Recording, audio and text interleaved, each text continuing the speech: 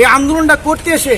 আমরা এই সমস্ত বিষয়গুলো ফেস করছি, চাচ্ছি একটা আনুষ্ঠানিকভাবে সুন্দর করে দুধে গোসল করে এই আন্দোলন থেকে আমরা মুক্ত হতে চাই। আমি মির্জা ফখরুল ইসলাম আলমগীর স্যারের সুপারিশ নিয়ে আসছি, নুরুর সুপারিশ নিয়ে আসছি, তারপরে জামাত আমির সুপারিশ নিয়ে আসছি, এবং কি সেটা আমরা যে সুপারিশ কমিটি তাদের সাথে মিটিং করে আমরা আনুষ্ঠানিকভাবে সেগুলোকে জমা দিয়েছি, এবং তারা আমাদের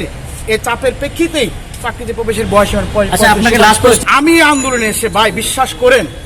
আমার দিনের পর দিন রাজু ভাস্কর্যে মানে দুধ দিয়ে গোসল মানে এখানে একটা ফ্রেশ হয়ে যাওয়ার আমার একটা পরিকল্পনা, যে আমি এখানে কুকুরের সাথে শুতে হয়েছে, বিভিন্ন মানুষের সাথে আমাদেরকে মিশতে হয়েছে, আমাকে জেলের ভিতরে আমাকে থাকতে হয়েছে। এই আন্দোলনটা করতে এসে আমরা এই সমস্ত বিষয়গুলো ফেস করছি, চাচ্ছি একটা আনুষ্ঠানিকভাবে সুন্দর করে দুধ দিয়ে গোসল করে এই আন্দোলন থেকে আমরা মুক্ত হতে চাই। নতুন সরকার আসার পরে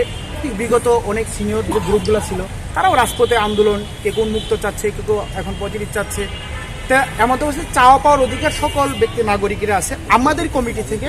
দীর্ঘদিন যেহেতু আমাদের কমিটি ছিল, অনেকে চাকরিতে ঢুকে গেছে, অনেকে বা ব্যবসাতে ঢুকে গেছে, আমরা যারা আছি আমরা নিজেদের মধ্যে সিদ্ধান্ত নিয়ে আজকে আপনাদের মাধ্যমে আনুষ্ঠানিকভাবে তারা অলরেডি সিদ্ধান্ত আমাকে আনুষ্ঠানিকভাবে জানিয়েছে, যেহেতু তারা চাকরি বা আন্দোলন থেকে দীর্ঘদিনই তারা ডিটাচ বিভিন্ন চাকরিতে বা বিভিন্ন জায়গায় তারা ইতিমধ্যে সরে গেছে, আবার নতুন নতুন কিছু কমিটি হয়েছে, কিছু গ্রুপ হয়েছে, এটাও হতেই পারে স্বাভাবিক। চাকরিতে প্রবেশের বয়সীমাটি সরকার 2 বছর বৃদ্ধি করেছে, আমরা এতটুকু এই সরকারের কাছে এই মুহূর্তে আমরা ধন্যবাদ জ্ঞাপন করছি। যদি ভবিষ্যতে কোনো নির্বাচিত সরকার আসে, যেমন মির্জা ফখরুল ইসলাম আলমগীর, গণ অধিকার পরিষদের নুরুল হক নুরু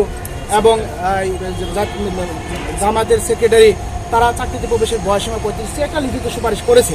আমরা ইতিমধ্যে তাদের সাথে যোগাযোগ করেছি, বলছে আমরা যদি নির্বাচিত হয়ে আসি অবশ্যই শিক্ষার্থীদের দাবিটি বিবেচনা করে দেখব। আর বর্তমান সরকার সমন্বয়কদের সাথে আমরা আলোচনা করেছি, তারা বলেছে যে আমাদের সামর্থ্য অনুযায়ী আমরা শিক্ষার্থীদের চাওয়া পাওয়ার ভিত্তিতে আমরা বয়সীমা 32 করে দিছি, এবং কি তাদের সাথে আমার এতটুকু নেগোসিয়েশন হয়েছে যে তারা অস্থায়ীভাবে অন্তত 2 বছর দেওয়ার জন্য তারা আলোচনা চলমান রেখেছে। হয়তো আগামী বৃহস্পতিবার